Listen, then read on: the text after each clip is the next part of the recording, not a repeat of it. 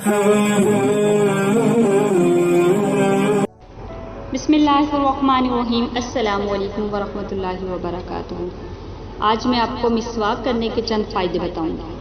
Number 1، رحمان کی خوشنودی حاصل ہوتی ہے۔ نمبر 2، مسواک کی نماز کا ثواب 99 گنا اور بعض کتابوں کے مطابق 440 گنا تک بڑھ جاتا ہے۔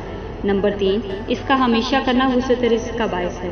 نمبر 4، اسباب رزق کی سہولت کا باعث ہے۔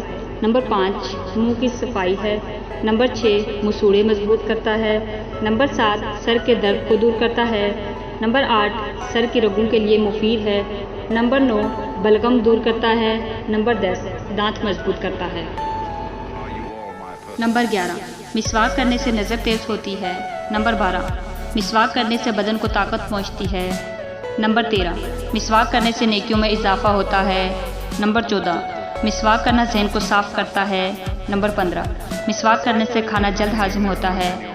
نمبر 16، مسواک کرنے سے بڑھاپا دیر سے آتا ہے۔ نمبر 17، مسواک کرنے سے کمر یعنی پیٹھ مضبوط ہوتی ہے۔